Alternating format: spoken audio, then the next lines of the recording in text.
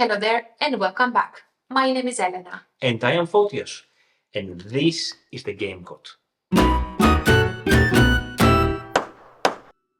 Thank you very much for coming back for our post-game discussion review.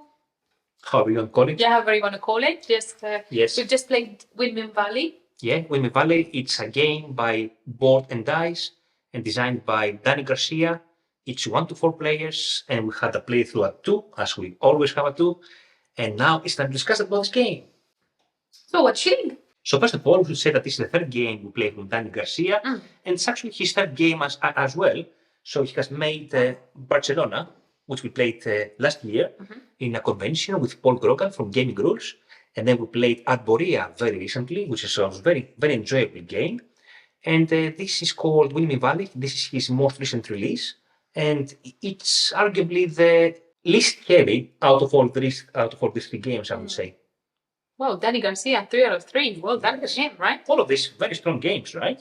So technically what this game lets you do is you have a farm of tulips and you are trying to plant all your little tulips in here. You don't harvest them, I don't think, which is a bit weird, but you do plant them and you grow them in here. You do some trade, you do some foreign trade, you get some helpers around, you enhance your actions. This is your main action tool. This is your amazing. I'm a DJ. Yes.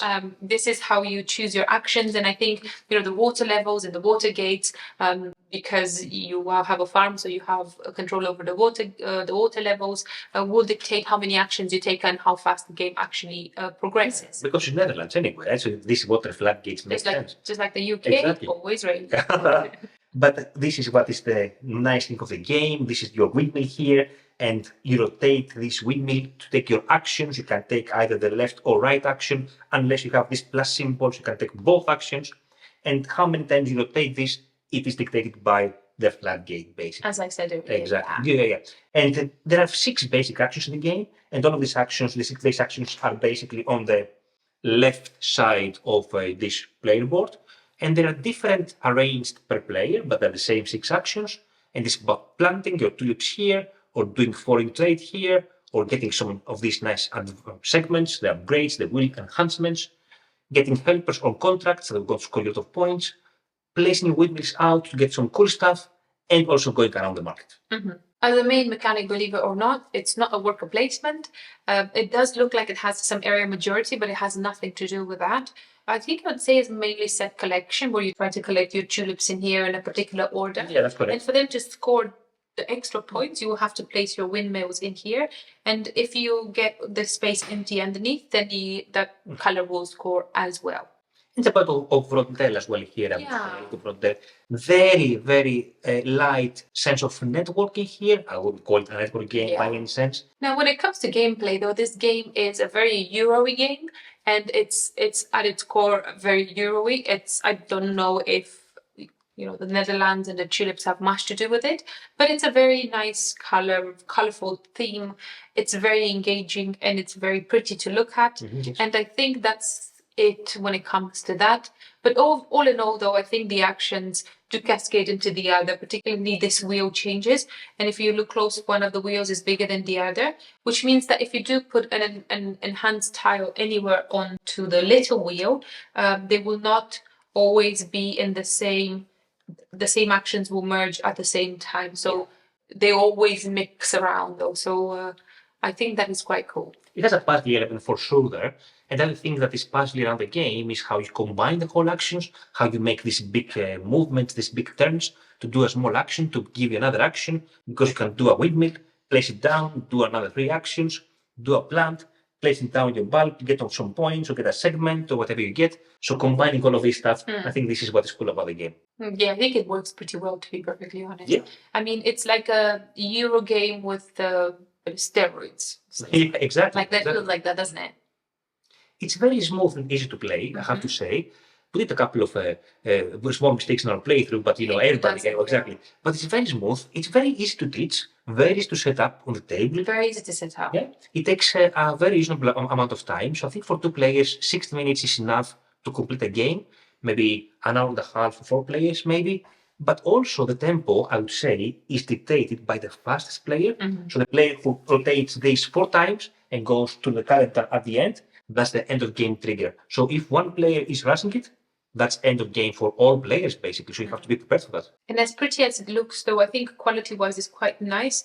If you look at the board, on the player board on the other side, it does have spaces for you to tuck your cards because you do quite a lot of tucking. So you tuck it under and over. So this gives you, it's a double, triple layer, a million layers of some sort. Yeah, it's very nice. And I think it's a very nice, like double silk printed and all of it. It's a very nice production. The theme is very nice, and I think the art is quite easy to the eye. And I think iconography is very, very easy to understand, which is very important, particularly when you've not played games from this designer. Yeah, and this is also a very nice element of big gimmick, isn't it? But it's catchy. gimmicky. Yes, and there are also triple layers, as you say, to place your segments in. And I would like to expand on the iconography, as you say, because it's a very, very valid point. Very clear. Whatever you have to spend is denoted by red. Whatever you gain is denoted by white. All the action makes sense. So this is the market action, the same symbol there. The multiplier is the strength of the action. Very nice, very clean. Exactly, very clean. exactly. That's what it is. The rulebook is very good as well and has an amazing appendix that gives you a detailed explanation of all the cards and all the segments, but equally of all the enhancements at least. But equally, we didn't have to refer to this many times. It's very intuitive how it's playing. All in all, I think this is a very well streamlined, strong Euro game. And as people said at one point that, Euro beige games, this is everything apart from beige. I think they've absolutely nailed it with all the colors and all the tulips and all of it. It's very colorful, it's very pleasant to the eye, it's very nice to play. I have to say though that I have heard a lot of people saying, "Oh, this is how games should be with all colorful and stuff." But it's not the first game who is as colorful as this. There are games like Bitoku or Arborea, which are even more pleasant to the eye, I would say, with all the gradients of colors or whatever they call it. Yes. But yeah, yet again, it's very pleasant to the eye, very clear iconography, but of course some base elements here, because why not? Keep it strong to the heart, close to the heart. Yays and nays, because we like doing this quite a lot. Yes, this is our positive and negatives of the game. Do you have any positives to begin with? Yes, it's a very streamlined Euro game. I want to say economic, I don't know why. A very streamlined Euro game. And I like that it works and it's not just kind of A to B steps. And it's, in between A to B, you have some extra perks or some extra actions, which I think it's quite nice. Nice. Indeed. From my perspective, it's a game that, as a teacher of board games, is very easy to learn. The rulebook is very well written, very clear. It comes with this very nice, amazing play rates that goes through your turn structure and explains all the actions here. I think from this point of view, like how you learn the game and how you teach the game is a big plus for me. Another yay from me is obviously, I think iconography is, I don't know why I'm so keen with the iconography, but I think I must have asked once or twice about something, and I think that is it. There are some games, they're so difficult with iconography and whatnot, but I think this is super, super nice. I really like it. Very easy to the eye. And I think all the icons, it's because I don't think there's any writing at all. It's all without writing. It doesn't have any writing anywhere, I don't think. It's language independent. Language independent. And everything is all the icons are quite big, so you can see everything from a distance, which is quite nice. Not playing. Well, yeah, but if you play the game, you don't need any language. Another game from my side is this wheel here, which is absolutely amazing. And it's very puzzly. It has all the actions, but as Elena said, one wheel is larger, one wheel is smaller, so you don't know how it will end up eventually. You have to plan it very well, but this works very well. How you enhance it, I like this element of the game very much. Now going to nays. Would you like to go for your first nay, or should I go for You go. Okay, thank you very much. Yeah, you're welcome. My first nay is actually your last yay. Easy. That one? Yeah. I feel that because one wheel is bigger and one wheel is smaller, because the way they rotate, two actions will never come together the same. They probably will at one point, but they don't constantly come together.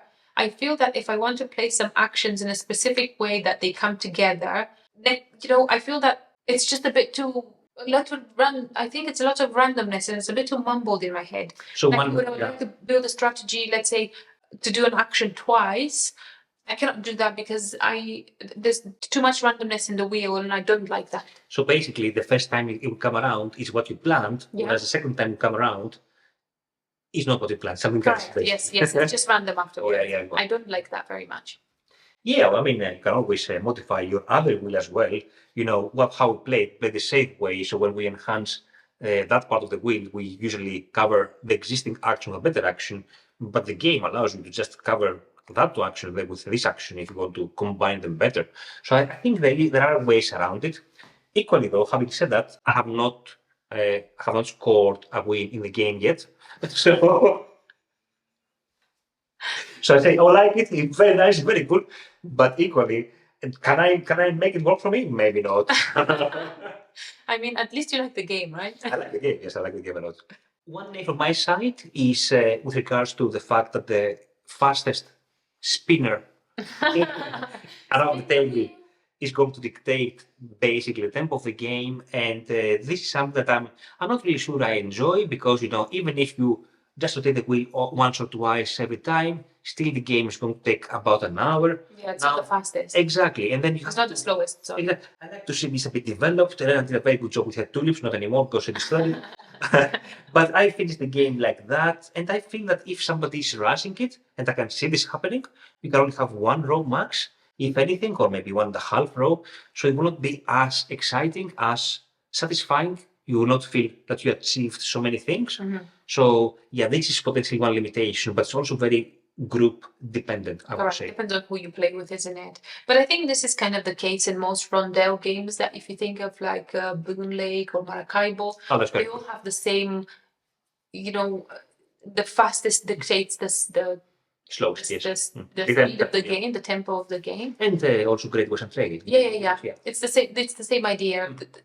I think it's kind of applies on this one too. But yeah, I can see how some people would just, spin it for how many times, and then you end up doing nothing, and it's just frustrating because it feels like you're not playing the game actually. Yeah, but I have to say overall that Dani Garcia is doing an amazing job with his design so far.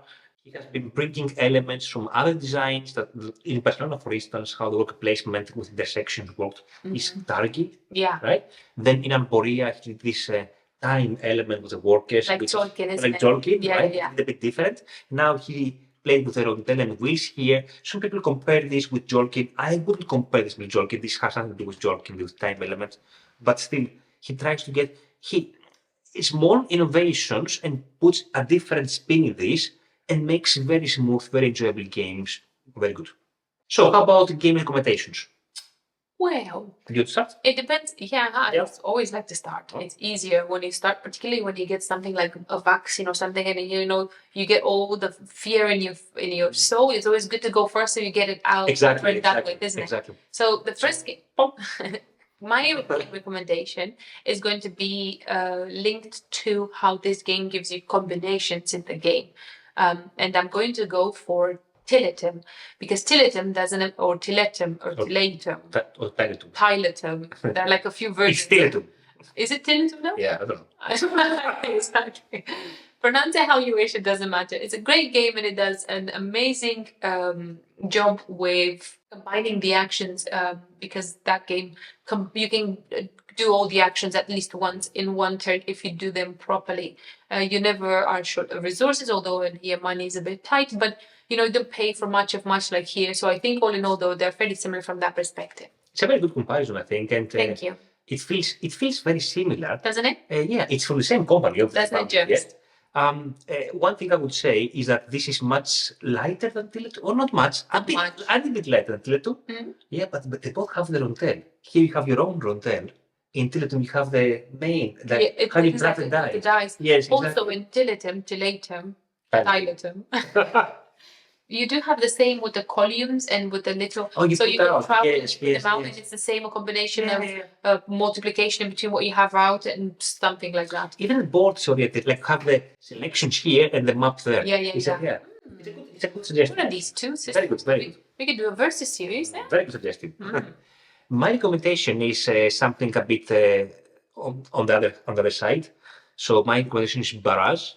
And the reason I'm comparing this to Barrage is nothing else apart from your individual rondel that you have here.